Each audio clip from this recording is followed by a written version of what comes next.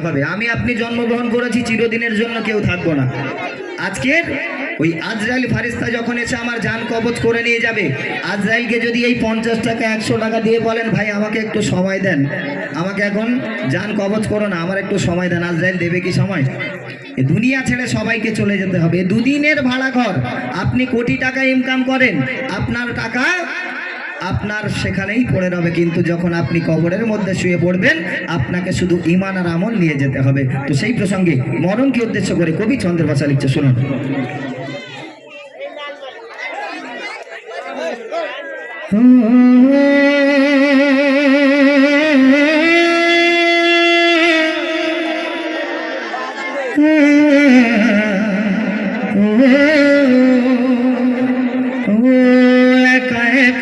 যেতে হবে কঠিন কবরে, সেদিনে তোর নিয়ে যাবে খাটিয়া ধরে। একা একা যেতে হবে কঠিন কবরে, সেদিনে তোর নিয়ে যাবে খাটিয়া ধরে।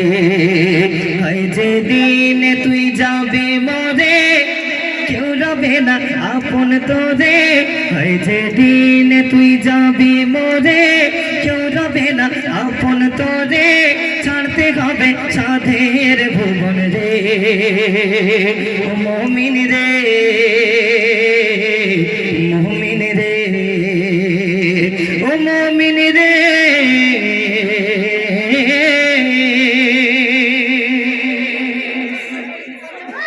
দুনিয়ার এই মায়া ছেড়ে আমলি মানে না গড়ে, শান্তি পাবি তবে কবরে।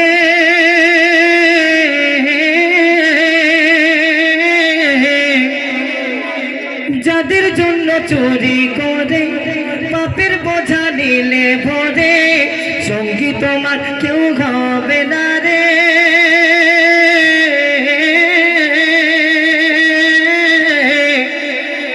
ছাড়তে হবে সাধের বাড়ি, থাক না যতই দামি গাড়ি, ফেলে চলে যেতে হবে রে, মুমিন রে, মুমিন রে, ও মুমিন রে।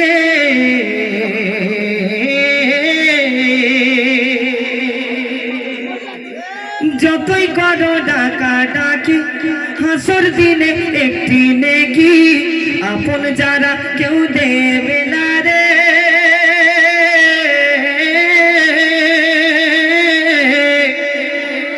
মা বাবা সন্তানে তোমায় সেদিন ভুলে যাবে সবাই, যতই তুমি আপন সাজারে।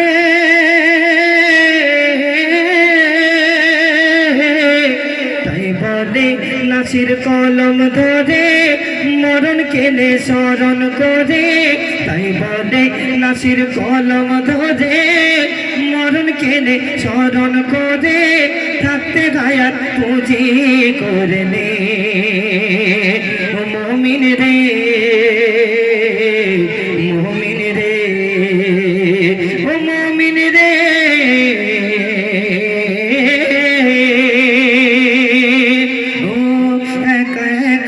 যেতে হবে কঠিন কবরে, সেদিনে তোর নিয়ে যাবে কাটিয়া ধরে। যেদিনে তুই যাবি মরে, কেউ রবে না আপন তোরে। ছাড়তে হবে সাধের ভুবন রে, ও মুমিন রে, মুমিন রে,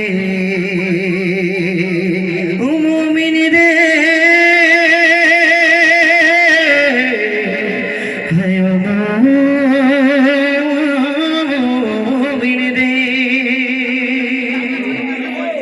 দুনিয়া ছেড়ে সবাইকে চিরতরে বিদায় নিতে হবে।